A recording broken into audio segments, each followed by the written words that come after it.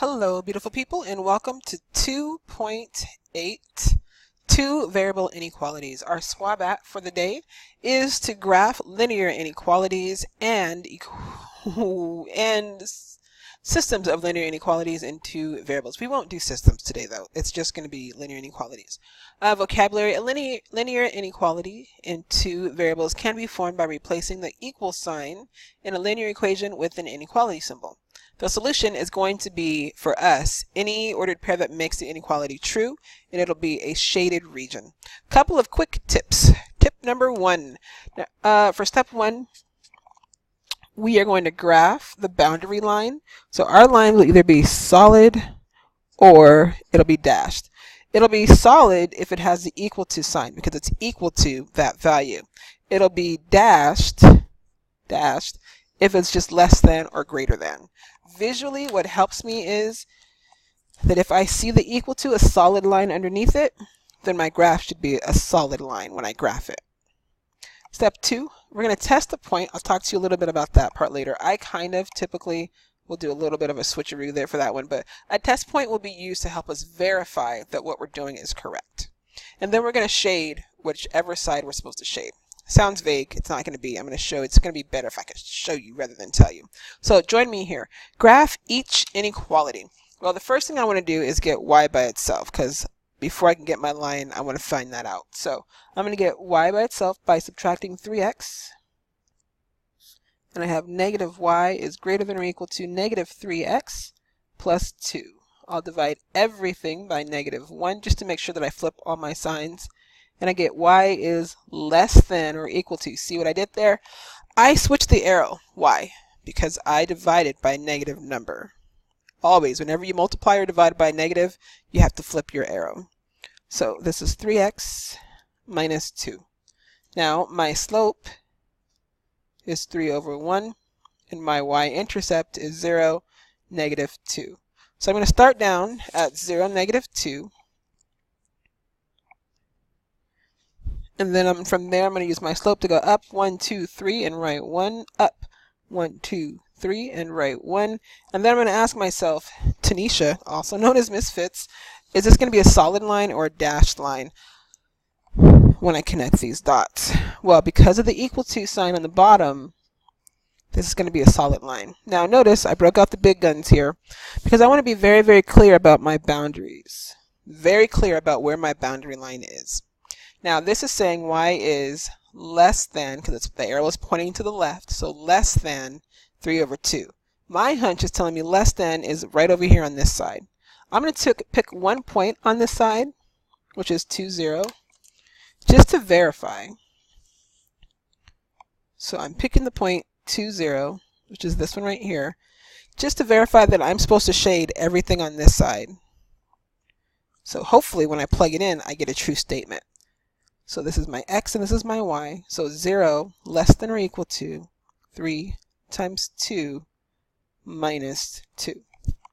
Is 0 less than or equal to 6 minus 2? Also known as 4? Yeah, it is. That means everything over here can be shaded. If you prefer to use highlighters, you're more than welcome to, but this is fine as well. You don't have to go crazy with the shading. However, if you do, that's golden. Okay, let's try another one just like the other one. 3y is less than negative 9.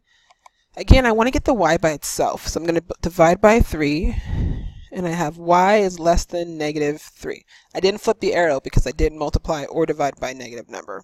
Now when I have just the y, I should have a horizontal line because it has 0 slope.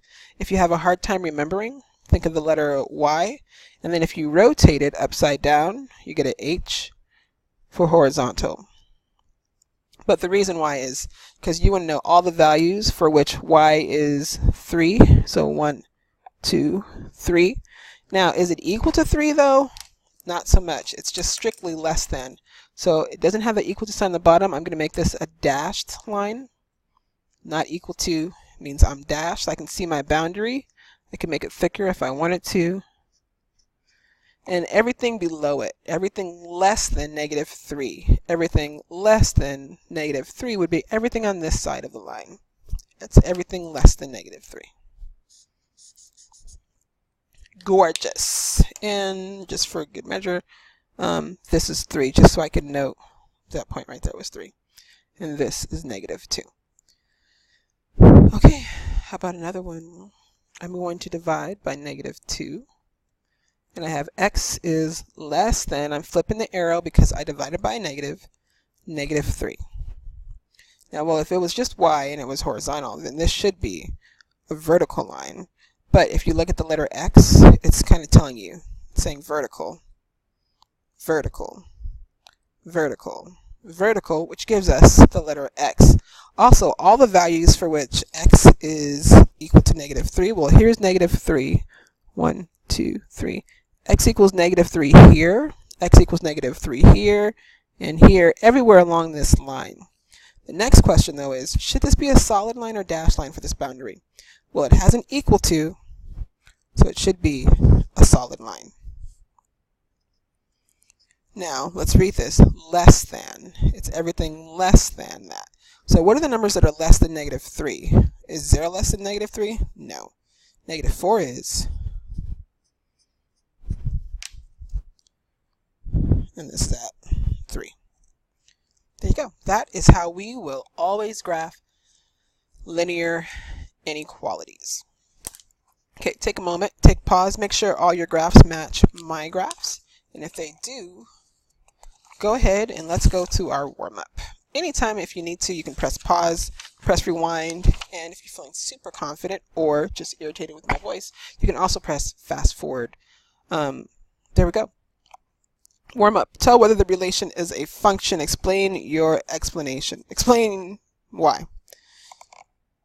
Your explanation may include a diagram. So I'm looking at all these, and I don't really care what the y values are so much as I do about the x value. So I have -1, 2, 4, -5, and -1. Well, I said -1 twice. It's an issue for me that -1 is saying -1 at one point and then -5 at the other. We have two different outputs, so this is not a function. Cool. Now, lecture. The length L in inches that a spring stretches, so this is like a spring when up to 20 pounds is attached to it, is given by this formula. So the more weight I put on it, the more stretchy it's going to be. Like if you look at my hair, it's kind of curly, but if I attach or pull a string to it, it's going to kind of stretch it out a little bit. That's what this equation is representing. W is my weight in pounds, and the length L is in inches. Cool. Graph the function is the first thing that it's asking me to do. Well, it's in slope-intercept form, sort of, but I'm going to go ahead and make an XY table, which for us, instead of x and y, would be the width and then the length. So what's the smallest width that I can have? Probably 0. User-friendly. I'm looking at these numbers. I don't feel like I want to go to 1 because then I'm going to have that 1/12 to deal with. So I'm probably going to go 12 and then 24, using whatever's in the denominator as my multiples. So 0, 12, 24. I probably only need a couple of points, but I gave myself a little bit of extra. So now plugging in, when I plug in here, I get 0. So 1/12 times 0 is 0, plus 2 is 2. Then 1/12 times 12 plus 2, well, these cancel out, so I have 1 plus 2, which is 3. I'm guessing the next one's 4, but let's just double check. 1/12 times 24 plus 2, cancel, this becomes 2. Plus 2 is 4. Cool. I like it. Let's graph. Notice here, we're talking about width. We're talking about weight that's being added, and we are talking about the length of the spring. So this is where I'm going to put my weight, W. Those are my input, and my output was L of W, which is the length in inches. And this was in pounds. Just to label things accordingly. Okay, I don't know that I really feel like I'm going to want to go all the way up there to 24 by 1s. So I'm going to go by 2s. So this is going to be 2. And I'm letting my grader or your teacher or everybody else that reads this know that I'm going by 2s by labeling that first one. The bottom one, oh, just kidding. Those are the W's that go up like that. So I guess this needs to go by 2s. 4, 6, 8, 10. I'm just going to do a couple of key points just so I know. 12, 14, 16, 18, 20, 22, and 24. For this one, I was just kidding, psyched you out. I'm going to go by 1s because the length is just going up accordingly. Starting at 2, so this is 1, this is 2. So for 0 weight, it's 2 inches long, and then when I add 12, I'm going to go up to 3. So 1, 2, 3. At 24, 1, 2, 3, 4. You can kind of guess it's going to follow that flow. But here's a question.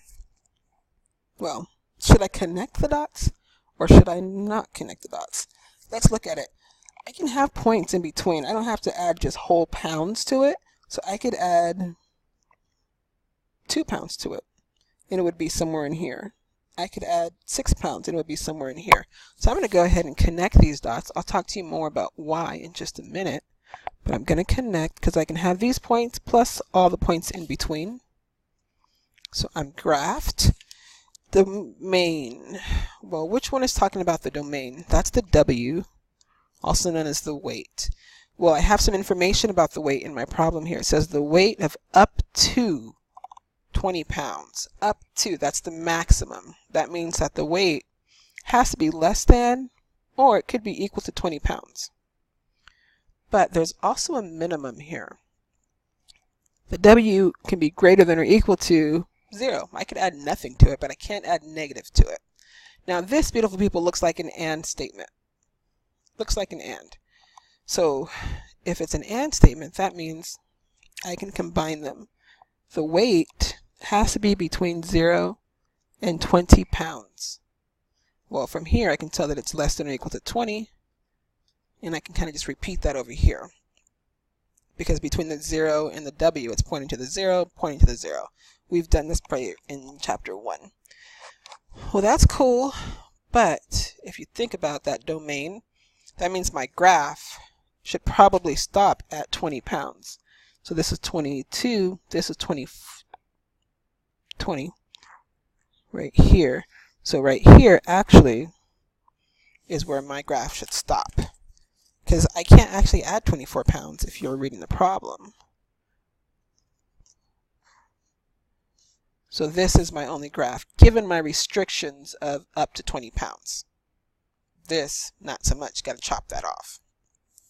Now the next part is, what is a reasonable range for this problem? Well, a reasonable range is going to talk about the L of W. Well, I can see by the graph that the highest that it goes for the Y values, or the length, is 2. But if I didn't see it on the graph, didn't see it graphically, I could plug it in to the equation. So 0, 1/12 times 0 plus 2 is 2. That's my minimum. You can see on the graph, that's my minimum length, L of W. The question is, what's the maximum? Well, if you're looking at the graph, kind of hard to tell. It looks like a fraction, I don't know, somewhere in there. I can always use my domain to help me find my range. That's so important, I'm going to say it twice. I can always use my domain to help me find my range. So 1/12 times 20 was the max weight, plus 2. I'll put this over 1. What goes into 12 and 20? 4. And this becomes 5. So I have 5/3 plus 2. Well, I'll put the 2 over 1. Common denominator is 3. So that's 6. So 11/3 is as big as that's going to be able to go. Probably because if you add more than 20 pounds, that string will probably break. So 11/3, which is about 3 2/3. So if you prefer,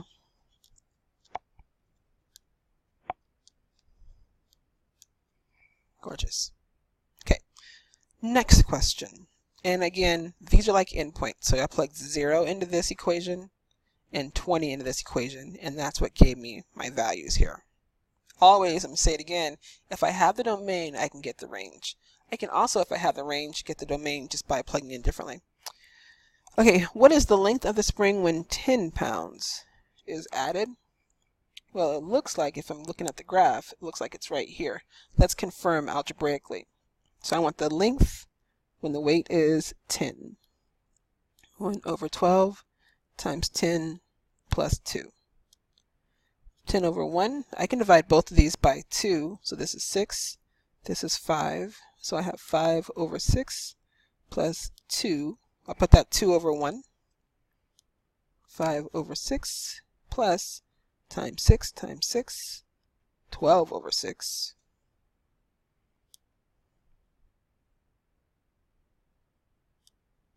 So 17 over 6.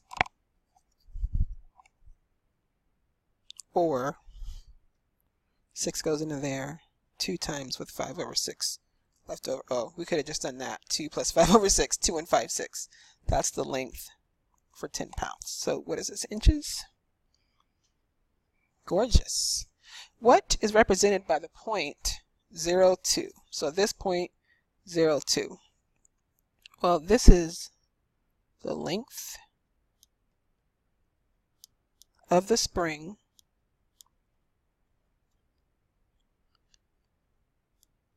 when 0 weight is added. The length of the spring when 0 weight is added. All right.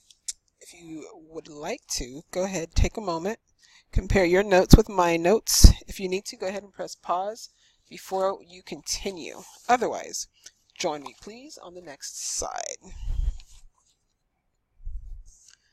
Okay, a little discussion here. We did connect the dots in the last one, but there's actually a really good reason for why we did. Discrete versus continuous. A graph of a discrete function consists of separate points. So separate, separate, separate, separate points. Very specific. Continuous is unbroken. Kind of like that would be. Think about communication. I'm more of a discrete person. My mom is more of a continuous. For example, you ask me a yes or no question. Am I going to go home after work? I'm going to say yes. That's discrete. You ask my mom the same question. Are you going to go home after work? Yeah, eventually, but first I have to go, and then I have to stop at the gas station. After gas station, I have to go to Target because, I need some more toilet paper, all of that extra information versus just the specifics. Just what I asked you. Just the specific points of it. Continuous goes on and on and on. Everything in between. Not just what you want to know, but all the points in between. And discrete, specific points only. Okay, let's talk about some of these in examples. Mrs. Malone buys paint for $20 per gallon. That seems important. The function f of x gives the cost of buying x gallons of paint. Write the function that is described. Well, they told me to use f of x equals what? Well, she's paying $20 per gallon. So for every gallon, she's spending $20. So 20 times x, x being the number of gallons of paint that she's buying. That's the function. Part B is asking me to graph this function now. But first, before I graph, I'm always going to decide for myself, is this going to be discrete or continuous? Is this specific points only, or can there be points in between? Well, she can't go to the store and say, oh, thanks, I know this is $20 per gallon, but I only need 1/10 of a gallon just because I have this one spot that I need to buy. No, they're charging you $20 for every full gallon. So I'm going to say negative on the continuous, and she can only buy specific amounts of whole numbers. Discrete. The next question is, identify the domain of the function. Well, let's do that. What can Mrs. Malone buy? She can buy 0. She can be like, I don't like your price. I'm going to go to Orchard Supply. She can also buy 1 whole thing. She can buy 2, but notice this is why we're discrete. She can't go there and say, can I have 1.1 gallons of white paint? No. She can buy 3. She can buy 4, ... However much she wants. The range I can get by using this function. So when she buys 0 gallons of paint, how much is she spending? $0. When she buys 1, she's going to spend $20. When she buys 2, she's going to spend $40.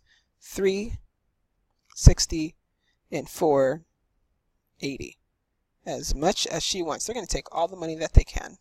The next thing is, let's graph these. Well, if I were to graph these as points, 0, 0 is the first point, 1, 20, if this was like an XY table, 2 would be for 40, so on and so on. So let's start filling in my graph, if you don't mind. I did want this to be a little bit darker. And again, this is discrete, because you can only buy whole things. You can also say for your domain, you can say that your domain is whole numbers.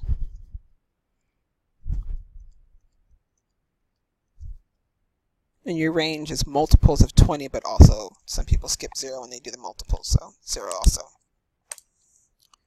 So this is my x, this is my f of x, this is the number of gallons or gals, this is the cost of the paint. Okay, so this is going to go up pretty quick. I'm probably going to make each one of these by tens. So this is 10, 20, 30, there's 40, 50, 60, 70, 80. And by then I should see a pattern. For these, I feel like we're fine by going by ones. I might just want to spread them out a little bit though. That's fine. 1, 2, 3, 4. So for 1, she's paying that. For 0, we can map that. 2 is 40. And then if you're looking at the pattern, you're going to continue on. I was using the slope for those. Now, then you get your ruler, and you say, no, you do not connect these dots because it's discrete. She can only buy whole things of paint, whole gallons only. She cannot buy a half of one. It's a whole different price. Okay, did I do everything? I did A, B, C, D, and E. Gorgeous. Okay, part 3, also known as number 3. If you want me to graph again, I'm not sure if I'm ready to yet. I want to talk about these questions first. Graphing is usually going to be like the last thing I do. So the first thing they're telling me to do is to read the problem. Use the function y equals negative x plus 3 for x is greater than or equal to negative 1 to do the following. Number 1, classify, well, number 1 is graph, but I'm going to hold off. Classify it as discrete or continuous. Well, let's look at it. It's telling me for everything greater than or equal to negative 1. Everything greater than or equal to negative 1. That means negative 1. It means negative 0.5. It means negative 2/3. It means everything above there. So I'm going to say this is continuous because it didn't give me specific numbers. If it gives you an inequality tip of the day, it's going to be continuous. If it gives you specific points, discrete. Identify their domain, x greater than or equal to negative 1. Range, a little bit trickier. Let's see what happens. Let's see how the drama unfolds as we graph. So if you don't mind,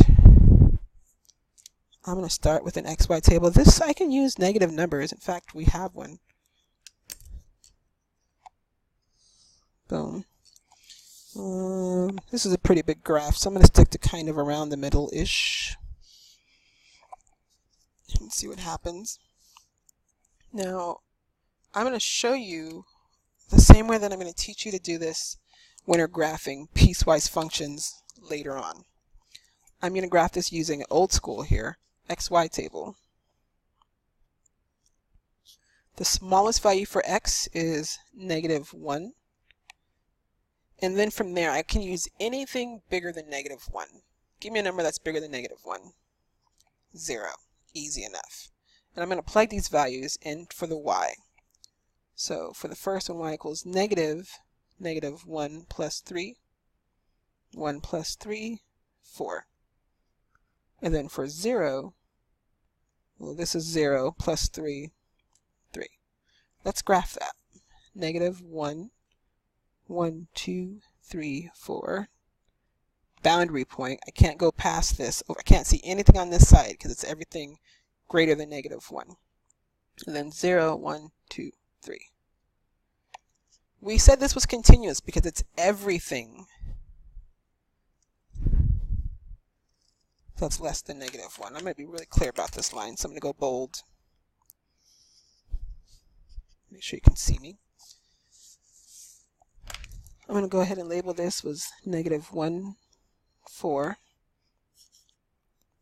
And noticing here, it's everything to the right of this. So that's everything over there. Cool. Now, looking at the graph, it doesn't go up.